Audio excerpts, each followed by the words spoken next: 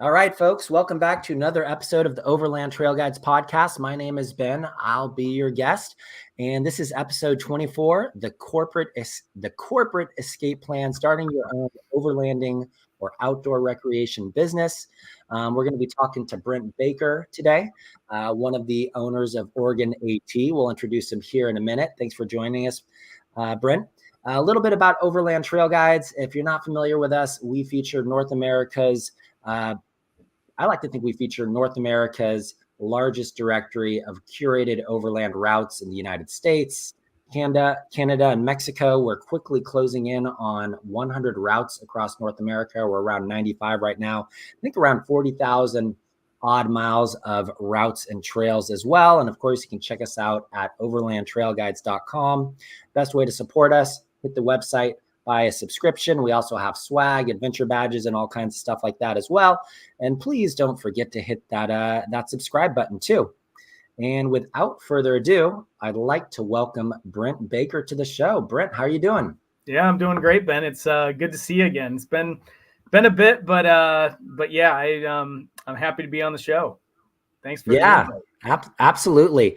And so a little background on how I know Brent.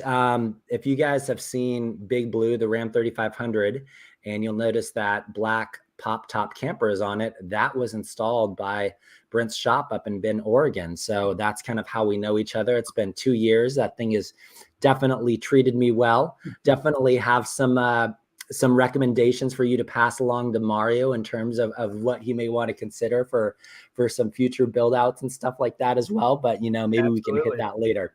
Yeah. So you're in Bend, Oregon now. How did you end up in Bend?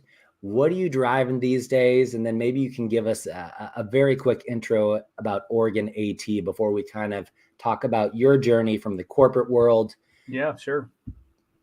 To starting your own business. Yeah. Well, I've been in Bend now for, it's been 12 years. It honestly seemed like yesterday that I moved to the Pacific Northwest, but I moved out here because honestly, I've gotten the, great opportunity to travel to a lot of countries around the world. When I was with my corporate career, I had the opportunity to go somewhere outside of my hometown of Cleveland, Ohio. And honestly, the Pacific Northwest, was number one on my list. I think it's one of the most wonderful places in the world, and this is where I wanted to be. So coming out here, Bend was within a year, it just kind of gravitated me to this town. I love it here.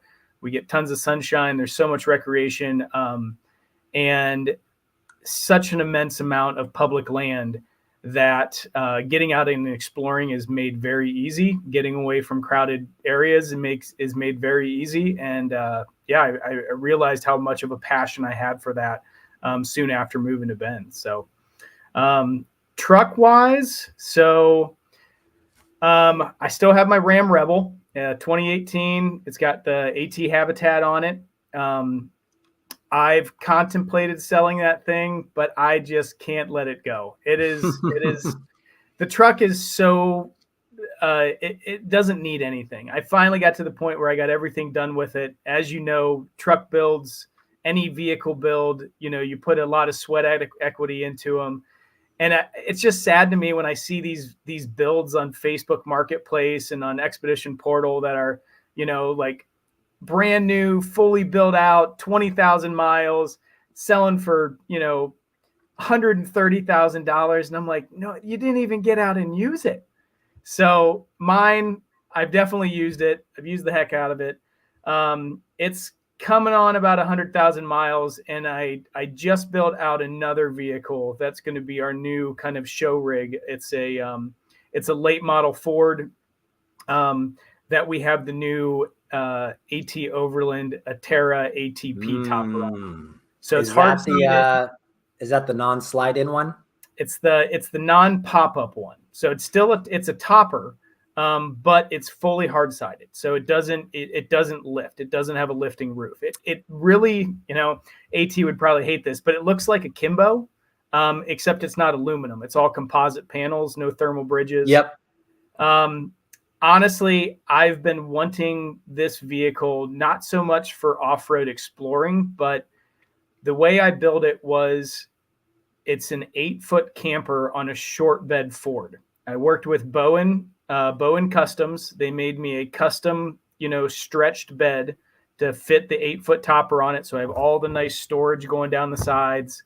And then a fully dropping tailgate. And the whole reason of this was that I can load my dual sport motorcycle now in the back of the truck, and I don't have to tow a trailer where I want to go. So I can get to some place, set up a base camp, explore from there on my dual sport motorcycle, which is how I got into this whole off-road world anyways.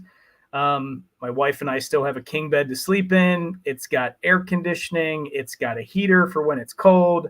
And it's got a wall mount kitchen that pops up into place. It's got 400 amp hours of lithium in it, onboard air. Hopefully it's my end all adventure rig is what I've been waiting for. When AT came out with that topper, I dreamed of that giant gull wing back door that I could, load a motorcycle in, and they built it. So now I built my truck.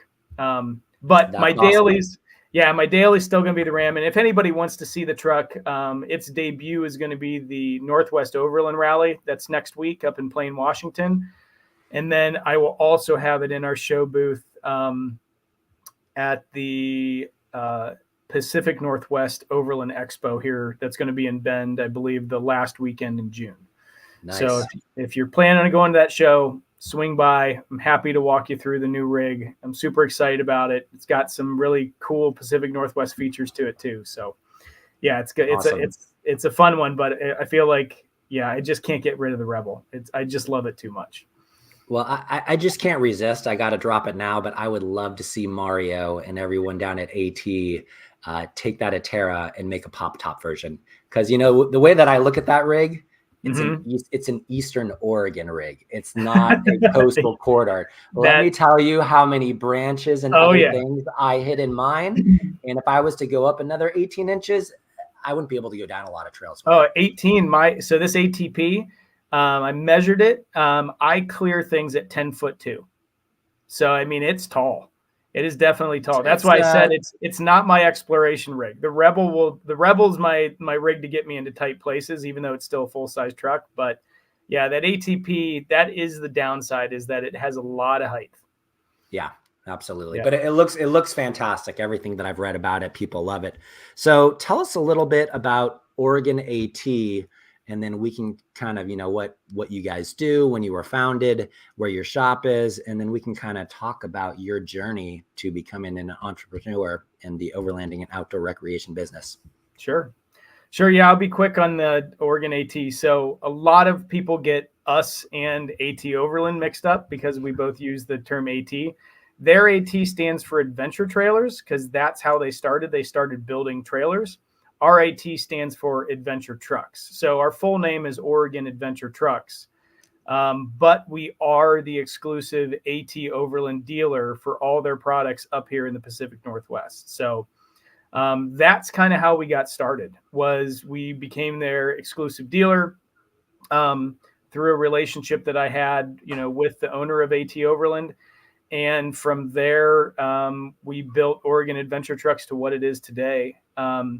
We work on all different types of rigs now. It's not just trucks. It's not just even SUVs. We've seen, a fair share of Sprinter vans come through.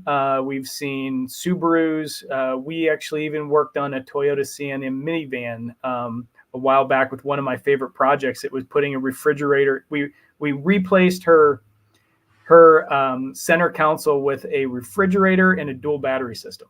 And I just thought, who would do that in a minivan? But let's do it. Let's go for it. It actually turned out really cool. So those things are all-wheel drive, aren't they? They are all-wheel drive. And they have a fair amount of ground clearance. When you look at when I looked at the ground clearance of them, they they're sitting at probably close to 9 inches, which is not too bad. Yeah. Yeah. Very similar to like a Subaru Crosstrek or something. So, the downside is just the all-wheel drives, it has its inherent, problems compared to a true four-wheel drive. But of course. yeah, so Oregon Adventure Trucks, we started with gear. I realized I couldn't stop there. Gear only gets you so far. It does pay the bills, but it doesn't help anybody out to just sell them gear. So we started doing off-road training courses. I worked with a mentor of mine. His name is Bob Wallers. He's based out of Northern California. He's been doing off-road training for 17 years. Worked for the PADI administration for scuba diving, really kind of learned how to take something and turn it into something that's teachable. So he kind of guided me through the whole process. And now I teach courses up here. I do an introduction to four-wheel drive course, as well as a total approach to recovery course. And then being in the Pacific Northwest, I also do a snow safety course in the wintertime. That to me is honestly more important to the gear. You can have all the gear in the world. If you don't have the understanding on how and when to, use it, it doesn't do you any good. So for me, that was a critical element to running a successful business in this space. And then the other thing that we're getting into, and it's going to come soon, and I'd love to talk to you and work with you on this stuff, but we want to start doing guided trips. The other element is just helping people get out there. Again, my passion for public land, the places you can go. I love going out and exploring, finding new places, finding new trails. And sometimes it just takes that little encouragement for people to say, I can go out and do this, and doing it with a group, especially with a guide that has, some credibility behind him. That is, the push that most people need. Absolutely. But yeah, there's a lot of beautiful things. You've plotted a lot of them. It's funny how many customers that I see that are like, oh yeah, do you know Overland Trail Guides? I'm like, I just so happen to They're do a customer. So anyways, yeah, that's kind of the stuff that we do here. We've definitely, man, it's almost overwhelming how many products we do sell and install now. We have an online e-store, and then we have, obviously, I don't think you've been up here since we moved locations, but we have a whole new shop up on the northeast side of town. Can do, a lot of stuff here. We've kind of gone soup to nuts with vehicle builds a bit. So nice. It's been a fun journey for sure. Awesome. Sounds like things are going well. At least I hope they are. Seems like the industry is definitely continuing to grow, which is definitely a good thing. But, maybe we can kind of go back in time a little bit and talk about your time in Cleveland and what you were doing before you kind of made that pivot into the world of overlanding. Yeah. Yeah. It's, man, if I would set the clock back to, the early 2000s, I was all about climbing the corporate ladder. There's no way, I would never have dreamed that I would be running an off-road vehicle business, and doing what I'm doing today.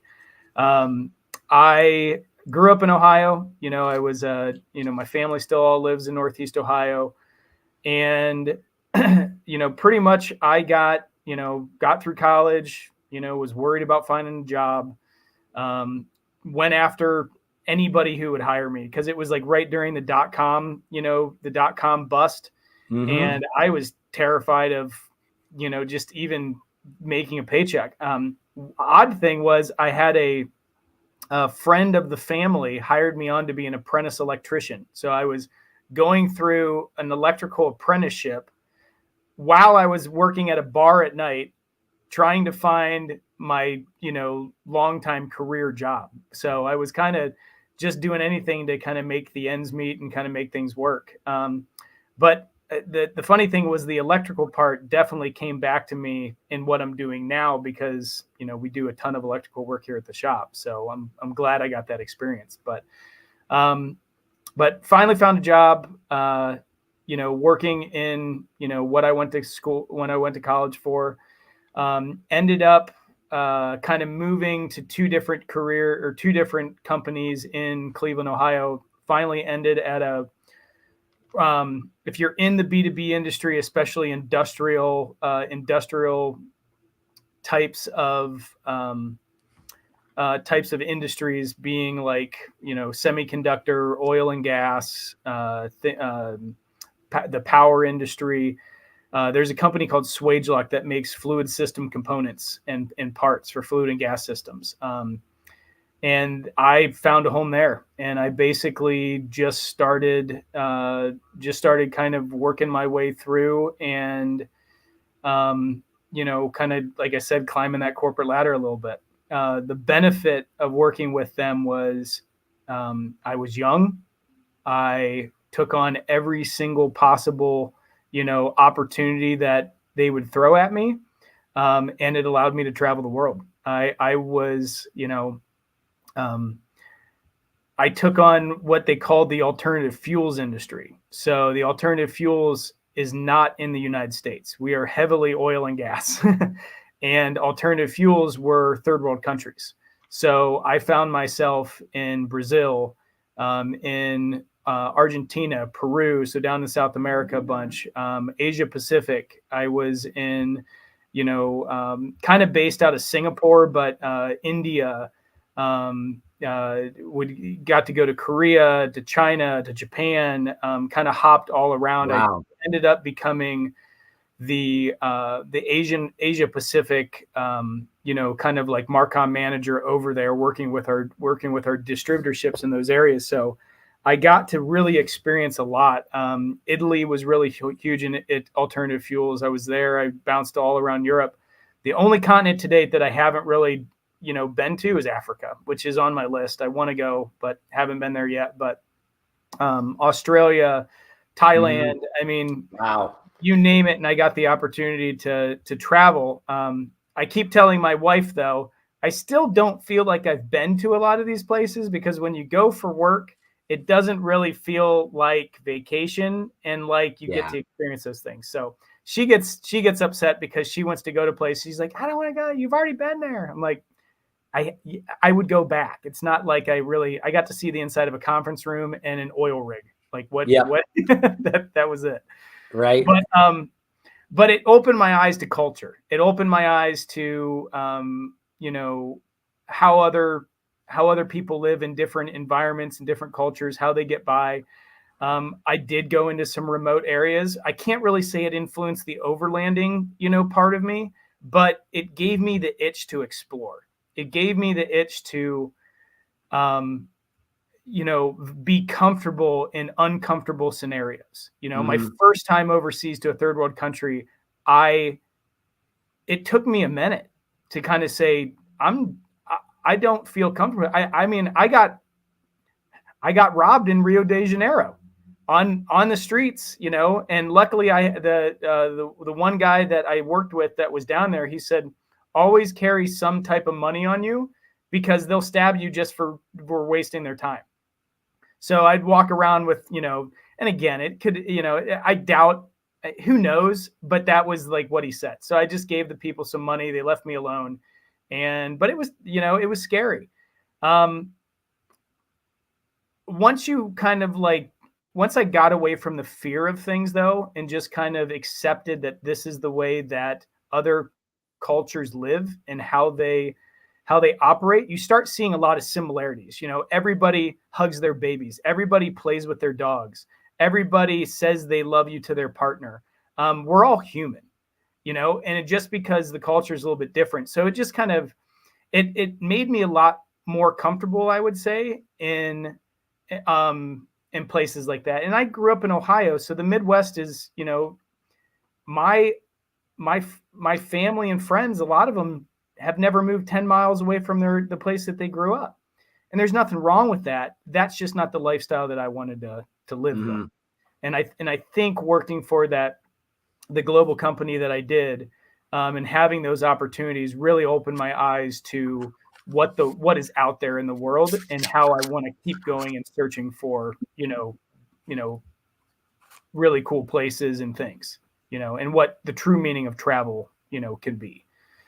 So I was with them for, like I said, for about 11 years, and got those experiences. And in the meanwhile, my journey to kind of the off-road world was centered around motorcycles. My dad and my uncles, who I look up to, they've always ridden motorcycles. They've always, explored West Virginia, Pennsylvania, parts of New York. My uncle Brian actually has done big trips out west.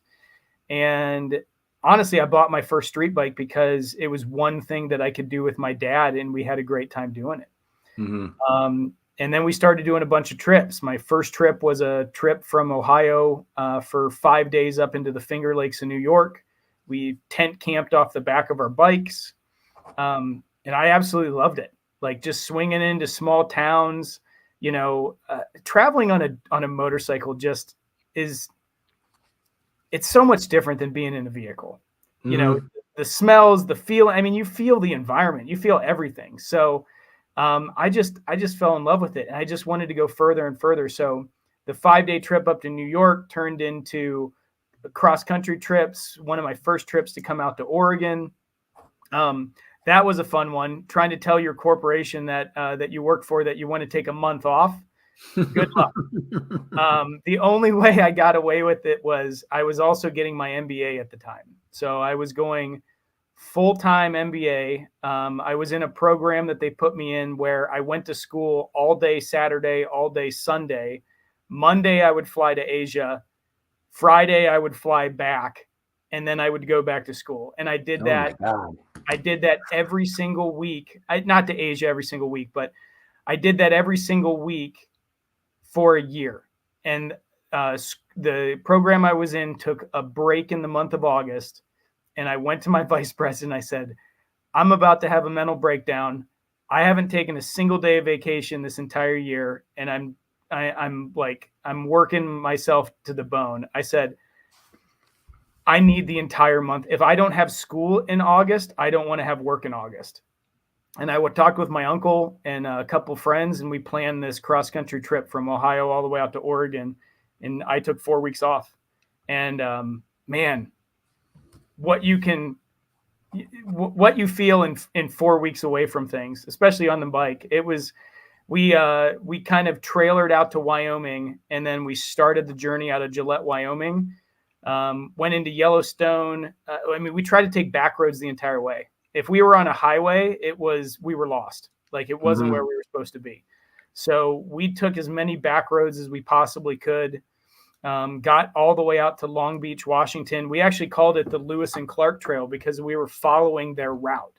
So it was really interesting to follow an expeditionary route like that also has historic landmarks throughout the country.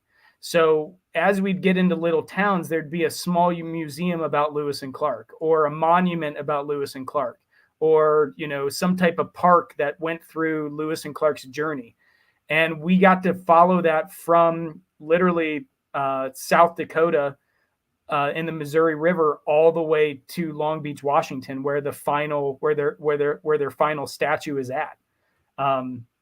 And then we went down into Oregon, and then basically, came back into, rode all the way back to Gillette, and then the journey was over. But yeah, that's kind of where I got that passion for overlanding.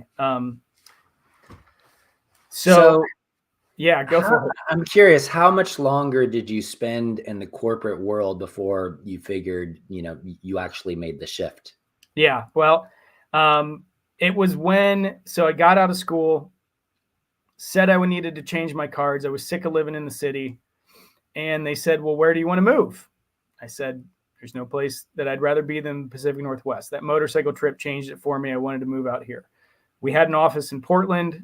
They flew me out. They literally hired me that night. I just kind of changed roles and came out to be, one of our, main account managers out at the branch office in Portland. And from there, it was, I started finding, what public land was, and I bought a truck, put campers on it, because I was out at geothermal power plants in the middle of nowhere having a camp. And then from there, I would just go with the dog, and we would just go out and explore Oregon, Nevada, Washington, wherever I was at. I didn't have to be home. I'd pretty much lived out of my truck. And it came to me at one point when I met my wife, and she pretty much told me, she said, if we do get married and want to try to start a family, you can't be on the road as much as you are now, because I would leave on Monday and not come back till Friday. And I said, you're right. I said, man, what would I love to do? What would I do differently if I didn't have this job? And I was at Summer Lake Hot Springs, and I ran into a tech that worked at EarthCruiser. And he goes, well, I think we might be hiring. So I got home, shot an email out, didn't even know where it was going to land. I got a phone call 2 hours later by this guy named Randy, who used to work for Warren Winches, that was doing a consulting job for EarthCruiser. Set up a coffee meeting with the owner. And that was 6 months before I got hired. Wow. They weren't sure if they could afford me. I didn't know if I wanted to take such a massive pay cut. I didn't know if it was unruly of me to chase a passion and leave such a career job that I was so invested in. I still love the company. I still go camping with some of my ex-Swagelock employees. Like, I still have mentors that I hang out with. Like, I love that job. I loved what I did. I love the company. But as much as I loved all that stuff, I didn't love what I was doing day to day. And that's where I was like, is a passion worth chasing? Can I make this work? What my benefit is that EarthCruiser was in Bend, where I was living. And they were looking for somebody to come in and help them launch a product line that they didn't know much about. And I just so happened to know more than they did. So other than the money, it was an easier transition than probably somebody who doesn't have a connection like that. Right? Definitely. So it's kind of interesting. So, a lot of folks intentionally make the shift to pursue the passion. It kind of sounds like that just kind of developed organically when you met your contact at EarthCruiser. And EarthCruiser or EarthRoamer? It was EarthCruiser. EarthRoamer's out of Colorado. So EarthCruiser I think I might have here in Bend. Unfortunately, they closed their doors this year. Yeah.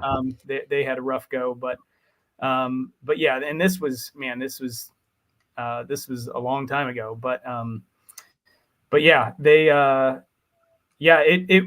was, I can't say it was organic because it still took 6 months because we just weren't sure if it was going to be the right fit. I was really questioning, is this something that I really want to do? And I think they were working through their own internal issues, their growth, trying to figure out, they had some truck issues at the time. And just, I think they were questioning me like, hey, does this make sense? So, but I think the stick-to-itiveness, really kind of paid off because we just kept in communication. And I think that's where a lot of people find their opportunities is through who you know and through the connections that you make. I can't say, honestly, any jump in my career path throughout my life wasn't related to some type of networking or some person that I knew that got me an opportunity into a position that I took. It's so important. It's so important. Like, you make those connections first. I mean, once I started or I even was thinking about EarthCruiser, I jumped on LinkedIn and I just did a search for overlanding, and I friended Scott Brady and Mario Donovan and Paul over at Equip. I mean, I just was trying to search out whoever I could potentially connect with that might be able to help me in my journey, because I knew I was going to have to learn a lot. I mean, I know my passion, but I don't know the industry. That's something anybody can learn. You can learn the industry if you look and you study and you you find those connections, and they will help you out. But yeah, the Earth Cruiser thing definitely kind of got me into it. And then with them, I did, travel to a bunch of shows, and it's, strengthened relationships that I had in the industry. I was also tasked with growing those relationships and trying to stabilize relationships and kind of create partnerships within the industry. And there was a shift in the company. What I came on for really wasn't, didn't really make much sense to do any longer. And that's when, honestly, my close relationship that I made with Mario Donovan down at AT Overland paid off, because he knew that I was considering a move. I didn't know what I wanted to do. I was close enough with him that I told him that I definitely had ambitions of, running my own business one day. And we were sitting in his pickup truck in Colorado, and he said, "How would you like to be my representative up in Oregon and just start your own business?" And my answer was, "Well, I never thought of that, but maybe I could do it as a side hustle." Because I didn't know what it was going to turn into. I couldn't see, I couldn't see past, where I was at and what I needed to do. And it was a giant risk. But I think, again, going all the way back to international travel and feeling comfortable and taking risks and being in uncomfortable places and feeling vulnerable and being okay with it. I said, you know what? Let me find a good business partner and let me, try to figure this out. So my business partner, Aaron Worth, he's been in the industry for a while. He traveled around the country for a brewery up here called Ninkasi, built out one of the nicest overland vehicles I've ever seen, from a custom build standpoint, that he lived out of with his wife and 2 dogs for 2 years, traveling all the way up to Alaska and everything else. It was like a prototype for AEV. They sent him boxes of gear to put on his truck to just try out for this build. He's if anybody wants a beautiful truck, he's actually selling it right now. But I think it's on Expedition Portal, and I think we have it on our website, but he's asking an unbelievably good price for it too. And it only has 60,000 miles or so on it. But anyways, another story. If you're interested, look it up. It's quite a truck. I want to stop you for 1 second Yeah. and go back to your conversation with Mario, because Mario, I've talked to him on the phone a couple of times. I haven't met him personally. Sure. Ironically, he grew up out here in Marin and Bolinas, little hippie enclave that is now full of billionaires, of course. But he has a reputation for being meticulous, attention to detail. There's a reason why AT is where they're at today. What do you think it is that he saw in you that he felt comfortable in kind of pitching this opportunity to you? I think he would tell you that he trusted me. And why is that? I'm an honest, ethical person. And I think that Mario's really good at quickly getting to that point with individuals. And honestly, we just bonded and had a very, very close relationship. And I think it was all based on trust. Not that we haven't, gotten upset at each other business wise, just for dealings, but that's going to happen. But I think in the end, we know that we have each other's interests at heart, and, no matter what, we want each other to be successful, and we take that completely seriously. So I think that he just saw an opportunity with, a younger entrepreneur that needed a start. And Mario also his passion is helping people get to the point where they can start their own business. He helped another kid start an automotive detailing business down in Prescott. He's been involved with a handful of companies that we know today in the industry, and helping them get started and set up. So I think that was another benefit of mine, is that number one, he trusted me. We were friends, but he also saw that I had a passion. I had the education, I had the willpower, and I was excited to get going. And so he, basically extended that branch to me and said, why don't you start with this? And That's I awesome. appreciate that day that he did that. Cool. So he extends the offer. You're Mm-hmm. thinking about it. You talked to Aaron. Did you guys work at EarthCruiser together? No. Okay. Aaron and I randomly, again, it was a networking thing. We met at the events. He would go to the events, on behalf of Ninkasi, and then I was there with EarthCruiser. I actually almost sold him his camper, 4 years earlier. That was when we first met. But yeah, long story short, at an event, he was telling me that he was going to stop traveling on the road all the time. And I was like, oh, where are you going to be moving to? And he goes, oh, I got a place in Bend. And we ended up living a mile away from each other. So, so we live in the same neighborhood, and he's the one I hit up when I had this opportunity. And I said, hey, I don't know if we're going to make any money the first year or at all, but I got this opportunity. Do you want to jump in this with me? And he, we had more serious conversations about that, obviously, but he was on board, and we started Oregon Adventure Trucks. So is this your first business that you ever started, or do you have any prior entrepreneurial experience? Back in college, I started a car pressure washing business with my 2 college roommates. We bought a trailer, put like one of those 400-gallon like block water containers on it. We thought we were geniuses. We hooked it up to some crazy water filtration system that we were trying to sell, that you didn't need to dry the cars off, that it would dry spot free. That never worked. We had to dry every single car.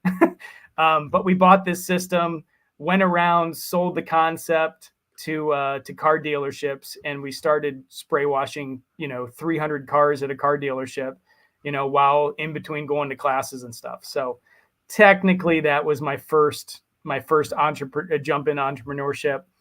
I've always been an idea person. I've always, like I said, wanted to start my own job, but I would say legitimate business, Oregon Adventure Trucks is the first one. Yeah, I think something that you'll find a common thread among most entrepreneurs is that they've all had some sort of business that didn't turn into a great success. and they learn from it, right? Like, Oh, yeah. a lot of these serial entrepreneurs, they just get better and better at it, and they refine the process. So the other thing that I wanted to ask you about, because I've had some unfortunate experiences with this, is partnering with someone. Mm-hmm. And, I had the unfortunate experience of going into business with a friend from high school, and tried to put stuff in paper, writing what it was, and he didn't want to do it. And I still went into business, and, he thought it was going to be this, I thought it was going to be that. And we had no North Star to guide us. So like things just fell apart. And you hear about that all the time on partnerships, people go into business. And so it was a huge learning experience for me. So anytime I've entertained working with somebody, I've always kind of done my due diligence just to make sure, number one, that they're a stand-up person. And then number two, that I am minimizing or mitigating my risk as much as I possibly can if things go sideways. And I'm just curious kind of what your approach with Aaron was with that. Yeah. Partnerships, are great, but they also can be very difficult. Aaron and I've been on both sides of that, where I think the biggest thing with partnerships is you do have to approach it. You're married to the business. You're also married to your partner. And you have to make compromises. You can, making those compromises might put you at risk. You have to calculate those risks. But overall, just like any marriage, it comes down to communication. Don't ever get into a partnership where you can't communicate openly and honestly with your partner. Let me say that again. Don't ever get into a business and get a partnership where you can't openly and honestly communicate with your partner. Aaron and I've gotten through a lot of rough patches because we don't stop communicating. We are honest with each other. We give each other honest feedback, how we feel, why situations, don't feel comfortable, how we need to make things. And then we both make concessions based off of, where we want to be. And I would say in the end, we just want to be successful and want each other to be happy. I don't want to work in a business that doesn't bring me joy, and certain days are rougher than others, depending upon, if things go good or bad, or, whatever it might be, or if you are in a disagreement with your partner. I would say that if there are disagreements, and, maybe that's something you write into your operating plan. If you're getting into a partnership, 100% talk to a lawyer and have them put together an operating plan for you. That was professional feedback that I received when I started this business. Aaron and I contacted, a lawyer that was referred to us, and paid him to basically, we got on the phone. He asked us a handful of questions, said, how do you want this thing to work? And we created an operating agreement, how decisions would be made if we got to a standstill, who had the rights to do what, without the other person's knowledge, where our flexibility could be as individuals, as well as where we had to come together as partners. And we have had to go back to that document, when we got to a point, just be like, wait, let's look how this needs to be, or like, where are we at with this? Last thing, you just never want to dig your heels in unless it's something that truly you feel is unethical, or just a huge liability risk for your business. You never want to put yourself or your partner or your business, at a huge level of risk. It's just not smart business. And as long as you can talk through those things and figure out, the best ways around it, you should have a successful partnership, but yeah, it's tough. I mean, I know plenty of people that have gotten into businesses, with a partner, and it's completely fallen apart. And unfortunately, when it falls apart and you are at a crossroads and you realize that you can't move forward, it is ugly. It is not fun. Yeah. It's like a divorce. It's like a divorce, sometimes with more money involved. So it's 2019, 2020 right now. I'm guessing kind of the period that we're talking about. You've identified your partner. You guys have created your operating plan. Maybe you can you don't have to give us specific numbers, but did you bootstrap Oregon AT?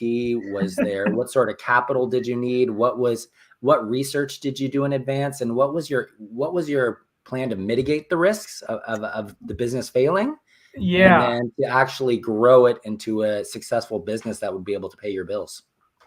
Yeah. So, man,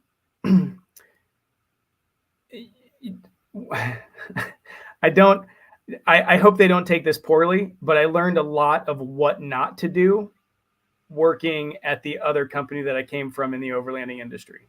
I realized that overhead was a huge, huge problem in the overlanding industry. When you're in a developing industry, you really have to pay attention to your overhead. I'd say any business at startup. So yeah, I mean, I bought a topper that went on my personal vehicle, and we started from there. Aaron worked out of his garage. I worked out of my home office, and we just started making phone calls. I found the cheapest operating systems I possibly could. I literally think when we first started, my monthly costs to run the business were under $200 a month. So if I could scrounge together $200, I could run the business. We didn't have any overhead. Aaron and I didn't pay ourselves. We knew that was not going to happen. I used like the most crude phone system, CRM system. Like we're talking like $5 subscriptions a month. I jumped on QuickBooks. I think QuickBooks was my most expensive thing.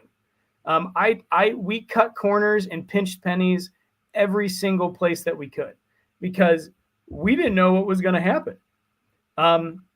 So luckily we started the business in January. We sold our first right before COVID, right? It was right before COVID. Yeah. Okay. We sold our first topper right before COVID because the world shut down in like March. And I think on March 2nd, we sold our very first topper. Wow. We sold 3 more before March was over. April hit and we're kind of like fully into the beginning of the pandemic at this point, and like things went crickets. And I looked at my wife and I said, I don't know what I did, but I think I made a huge mistake. Our phone didn't ring. We didn't get a single email. Nobody knew who we were. I spent time just building the website. Every day I was just building websites, taking pictures, building website, taking more pictures, writing copy. I was doing whatever I could to just give us some type of presence. Aaron was working on all the social media stuff. We were just trying to get our name out there. May came around, sold another topper, sold a couple more. Things started picking up. And to be honest, the pandemic probably helped us launch the business. Yeah. Because once we got through April and people recognize that, hey, this is a type of travel that I could still do to socially distance, to, get an experience that isn't international, and they have disposable income that they can throw at it. Yeah. I mean, we started selling a bunch of toppers every single month. The tough part was when it came down to, we have a shipment coming in and we need somewhere to install these things. We don't have a 4. You got 4 toppers coming in? Half a dozen. 4 toppers that we picked up in August. And in the meantime, I bought a Jeep Gladiator because the other plan that we had was, well, let's build out the Jeep Gladiator with a topper on it and we'll rent it out to people so that they can try before they buy. And if they bought a topper, we'd refund their rental money. We were just looking at any possible way to get in it, and it did work. I mean, I think we sold 8 toppers because of that Gladiator. Nice. And the Gladiator, we got to have a lot of fun building it out. It was in some publications. We took it down, had it at some shows. Like, we definitely got a lot of traction out of it. It's got a great home down in Arizona with an owner right now that loves it to death. So, I think you hit a really good point. And the hustlers out there get this. It's bootstrapping it. Like, I see people that do it the other way. They spend a bunch of money, bunch of capital buying gear. If they're trying to be YouTube, $20,000 on equipment. Yeah. And it's like, you don't even have 100 subscribers yet. Like, it's like, work your way there. And then once you have the revenue stream, reinvest in the business, but don't just throw away money into a money pit and then hope it's going to grow from nothing. Well, and that's exactly, Aaron, my plan was every single dime we make goes back into the business. Mm-hmm. We need to use the money to make more money. We need to use that to grow into different areas. And to be honest, I'm not a money-driven person. Yes, I need money to survive, and there's things that, come with having money. But for me, it's time. I want autonomy. I can't make any more time. So the autonomy side to me was always more important, that I wanted to kind of maintain. So I like the ability to work from home, have a flexible schedule, all that stuff. But yeah, we had to reinvest everything that we did. And we did put some of our own capital in the business, but not much, not what I would ever imagine was possible to start a company like this. Wow. But yeah, August came by and we drove the Gladiator down to AT. We installed one of the toppers on the Gladiator down there, which was our training on how to do this. and pulled a trailer with 4 toppers on it back. almost just blew the engine up on that Gladiator with I mean, toppers aren't heavy, but the wind was just crazy pulling that thing back. So it was like pulling a giant sail. But luckily Aaron knew a guy who used to work with AEV that lived not too far away from Bend, that happened to have a 6,000 square foot shop and a forklift. Wow. So okay. We asked him, we said, hey, would it be all right if we installed some installed campers at your shop? And it was at his house. And he graciously let us do it. We came to find out that his forklift really didn't hold pressure all that well. And it didn't have a brake. So imagine 2 people brand new to this trying to operate a forklift that really didn't work all that well when you're putting, something that costs a lot of money on somebody else's vehicle that costs them a lot of money. It didn't work. We did it one time to get those toppers on, and then we realized we had to go somewhere else. And then I met Derek, who's the shop, Produs Automotive, that we moved into next, and that's where I met you, Ben. Bought our own forklift. We paid him rent to kind of rent out that opening part of his shop in the Bay, and still worked from home most of the time. We only did installs when we had toppers come in. And we did. So you're really doing the bare minimum of totally. What's possible to run this business still. Totally. Right? You're not, yeah. And it was so funny because we would talk to people on the phone that would call us, and I'd be sitting in my home office and they'd be asking me questions, and I think they thought that they were talking to somebody that had like this, big organization. And it was Aaron and I, like, working from our house and renting shop space when we needed it once a month because we brought up 1 load of toppers, from AT. But it grew and it kept growing, and people asked us to do more things, and we learned a lot more. We got certifications. We spent, again, more money to invest in our knowledge of stuff.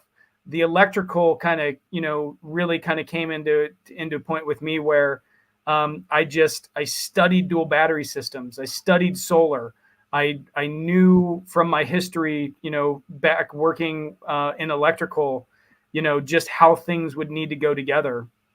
And how are you figuring out what to study and what's going to generate you guys revenue? Obviously, a lot of us know that doing these build out. Well, the revenue came from what customers asked us for. Okay. Right.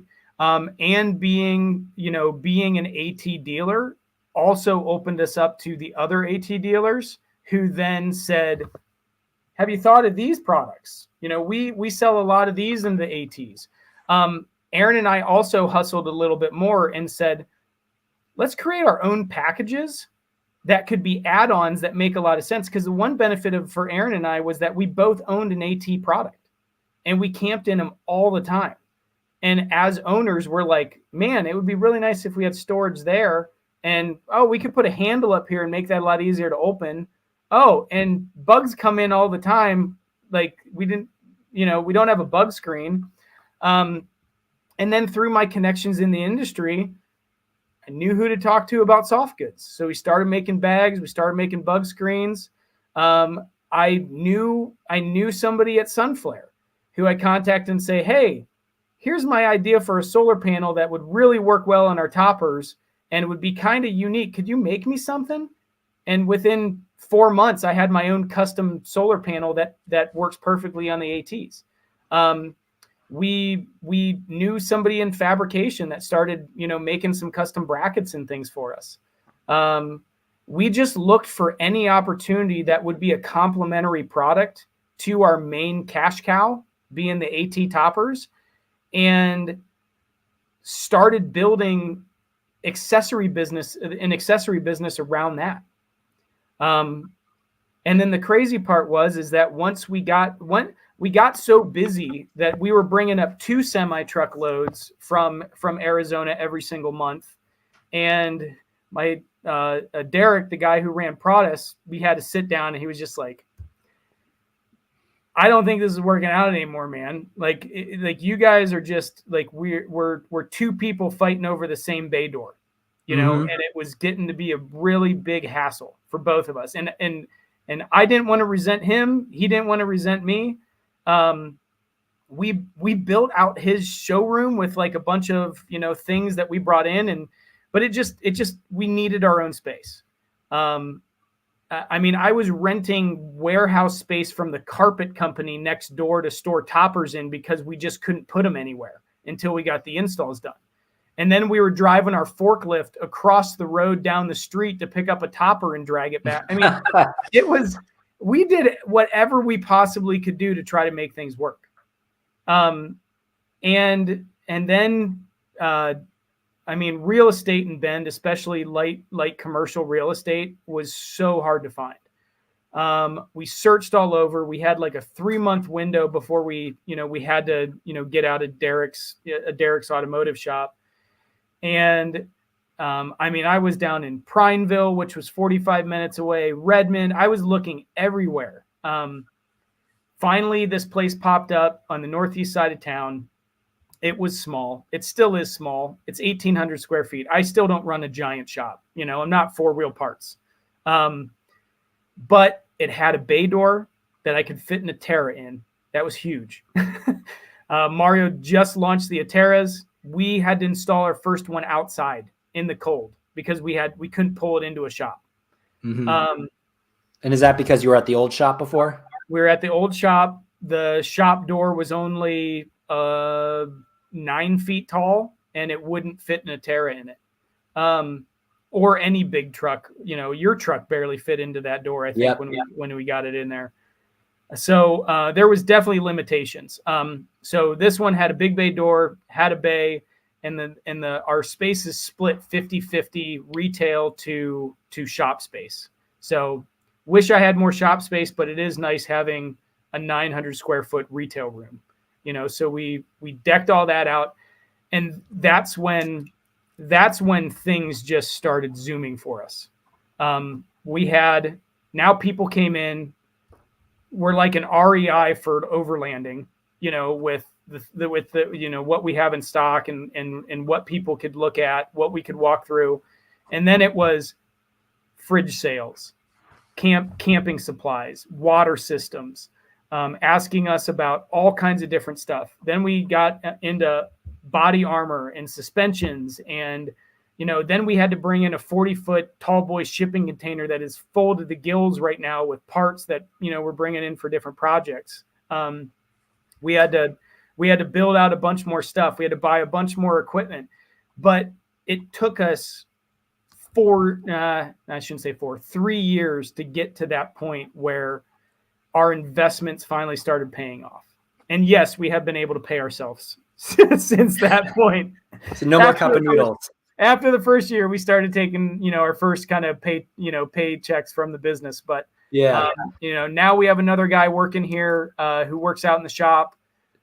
We have one other person that kind of comes in on a contract basis too. So, you know, we're getting different, you know, we're increasing personnel, but it all came together step by step, moment by moment, looking for our opportunities, and we made pitfalls. I mean, we brought on products that haven't done anything, you know, that have just been stagnant, and we're lucky to sell like one of them, and we invested a bunch.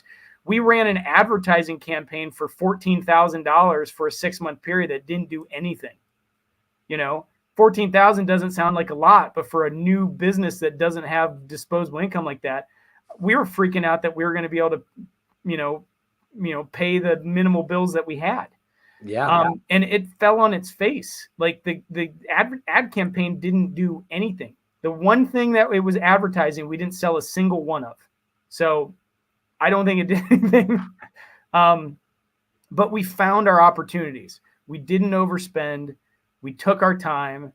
And then when we did find something that worked, we tried to explore more ways to grow that, and figure that out.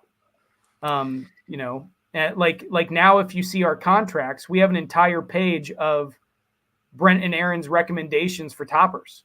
And that was all from, hey, a lot of people are buying these things and we can package them up together in this way. And now it's just a checkbox on a contract. So you buy a topper, the second page is what other accessories that's, 10 times more, vast than what AT has on their website and things. And you can get a ton of stuff just in one setup.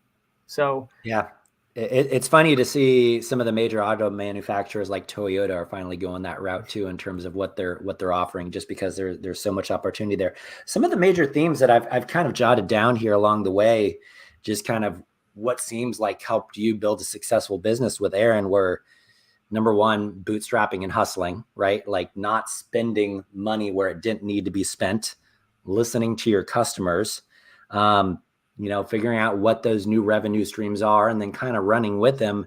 But I know you really hit on networking, which is always going to be big in the world of business, no matter what line of business or industry you're in.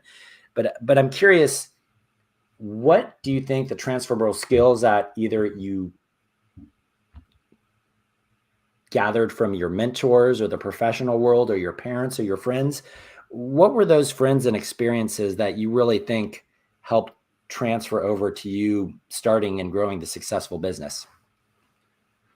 Not being afraid to ask questions, not being afraid to reach out for help, not feeling uncomfortable that in some cases you don't know what you're doing. This is all brand new. Entrepreneurship is a fresh journey that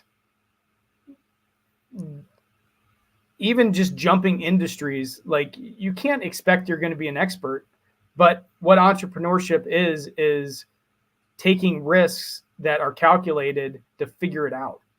Yep. And I'm not an Apple fanboy by any means, but growing up in the Bay Area and the world of tech and everything, I think there was a famous quote by Steve Jobs. I think it was something along the lines of, "You'll never know if you don't ask." Right. Yeah. And so I think that's the big thing. I mean, the worst that somebody's going to say is no. Right. And then there's always somebody else you can ask. Yeah. And also know your value.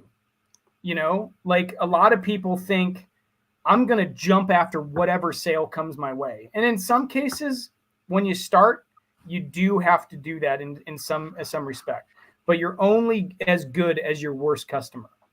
And when you start getting more established, you don't have to do business with everybody that comes knocking on your door. Right.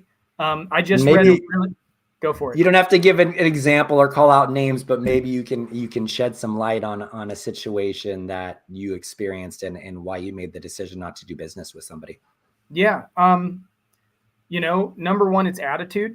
If somebody just doesn't treat you with respect, and you can quickly tell that on the phone when you're doing everything you can to be respectful and responsive, and they're just kind of like hammering down. Also, one of my key things is when somebody comes in and will not let go of pricing and cost of stuff. It just, things cost what they cost. I'm not out there. People in the industry aren't out there gouging. They shouldn't be. Time and some of the work that we do is expensive. And it always seems like it's the person that has the most disposable income too. I don't know why. Well, and the funny thing is I always ask for a deal myself. Like if I'm out somewhere, I'm like, can you, I kind of like the hustle a little bit, but I'm also totally fine with if somebody asks me for a deal. I kind of learned this over in China. When you go to the silk markets over there, it's like, you're hustling, you're negotiating, to try to get a price down. But it's, it doesn't take much effort to just say, hey, can I get, X amount off of that? Well, it doesn't take me much effort to go, yeah, no, this is what it costs. And I really don't have, any room to move on this. So there's, I can't do a discount. Now, if we screw up and something happens where it's our fault, I'm more than happy to do that. But I guess what I'm getting to as far as like customers to kind of walk away from, if somebody's not willing and won't let up on, the cost that you're charging them for something, and they keep making you feel bad that you're charging them for something that you're providing value for them for, just know that even after you make that sale, there's still going to be problems. Mm-hmm. You're going to put more effort into that one customer than is worth what you just walking away. Yep. And just saying, I'm sorry, but I don't think this is a good fit. I think that there's just a incongruence in the intrinsic value of what you're selling, right? And they're never going to understand that it's $15K, and they might only think it's worth $7. Yeah, think of coaches. You have to find the right fit. And I'm not saying that I'm the right business and the right fit for every single person. Somebody that comes up to me that's a hardcore rock crawler that wants to go roll their vehicle down, a hillside, I'm probably not the right shop, because that's not what we do here. Yes, we're an off-road shop, but we're not a rock crawling shop. We don't sell those components. I don't know that world. We see those customers kind of come through, but there's other shops that are going to do you a much better service in doing that. All that's going to happen if you work with us is that I'm going to get frustrated, you're going to get frustrated, and it's just going to be a bad relationship. Totally. So we've been at this for about an hour now, and I think we've covered a lot of stuff. One of the things that I'd love to ask you kind of before maybe you can share some advice for people that are interested in making the switch, whether it's, getting hired at a brand in the industry or starting their own business, is can you share anything? What's on the roadmap for Oregon AT? Anything coming down the pipe? Do you guys have any plans? You don't have to be super specific, but I'm sure you've got something in the works up there. Yeah. We're constantly looking for opportunities, right? I think right now, I probably have said it before, but I don't think it's really big public knowledge yet, but we just got on board. We are the Pacific Northwest dealer now for Bowen Customs beds. So we're getting into the flatbed market, hence why I have the flatbed on my new truck. Bowen makes amazing products. So we worked out the contract with them, and we're their exclusive dealer up here. So super excited to bring on Bowen. That's a big step for us, though. It's a big step for, just how we have to organize things in order to kind of take that work on. And it opens the door up to a bunch of other things. So I think right now that's kind of like our, that one big move. After that, we're probably going to need a bigger shop. We have plans for it. We've been looking. While I love this space that we're in, we're in a great location in town, but we need more room. We're packed to the gills right now. We technically could be doing 2 vehicles a day rather than just one in the shop. But we're biding our time again. We're really, really diligent and good at scheduling. So, unlike shops where you drop your vehicle off and you pick it up 6 days later or whenever they can get to you, we're in and out in a day typically. It's wasted money. I think Walmart and then Amazon really kind of time is money, and the more time you have something sitting there. And that's how we've always run the business, was just trying to be, because we understand too, our customers aren't in Bend. They're coming in from Seattle, the Bay Area. And it's a long drive to just get here. Last thing I want to do is say, hey, we didn't get done with yesterday's project on time. So, we're going to need your truck for 3 more days than we originally expected. I'm not going to get any 5-star Google review with that type of conversation. So no, we're very scheduled. We have the parts here. We basically get you in and out as, while still doing quality work. So, and I can attest to that as a customer. I don't remember what the install time was. It was 6 hours or something like that, which is pretty impressive. I went to downtown Bend had a nice meal, hung out for a little while, and then came Yeah. back, and the truck was ready. Yeah. Yeah. So yeah, we try to move things through quick. But we are, as we've expanded kind of our products and, what we do for installs, we're working on all kinds of stuff now that, kind of requires a little bit more space. So it's made scheduling a little bit more difficult. But that you'll probably see probably a move to a different location in the coming years.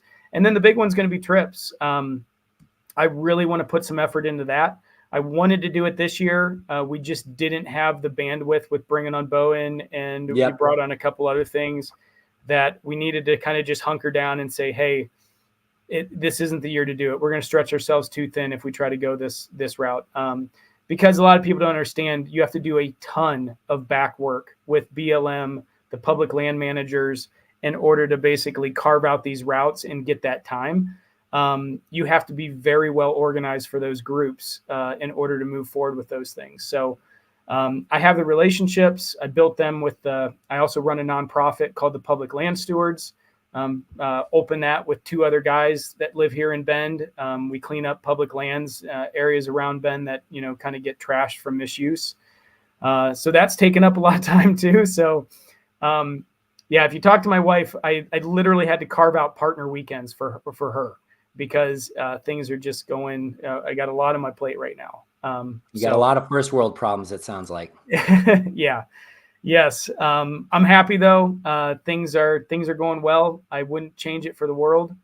And yeah, I hope we can just continue to be successful, grow moderately and reasonably, so that we still get to enjoy our time and we still get to enjoy our lives.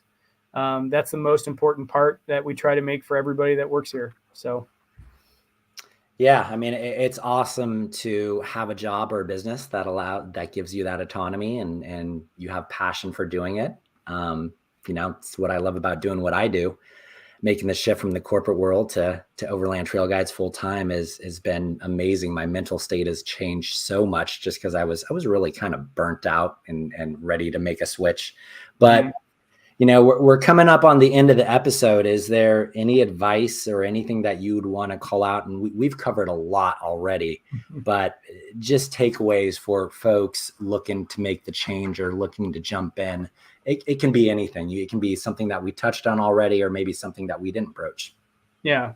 I think it's going to come back down to the networking thing. Like if this is something that if you want to chase a passion or you see an opportunity for a business or a niche that hasn't been filled, find others that are in that world, in that industry that you can bounce your ideas off of, or not even so much ideas, but just talk about how do you get started? A lot of times it's just, understanding those things. I mean, I still hit up Mario when it comes to QuickBook questions. That I'm like, and he's like, no, it's a lot easier if you do it this way. And I'm like, is he doing QuickBooks still? He doesn't have somebody do it. I mean, he does. I mean, yes, he has somebody that does it, but I mean, that's the fun thing about running a business is that when you meet other business owners, like there's even small groups. We have a small group in Bend that's just small business owners that get together twice a month and just kind of talk through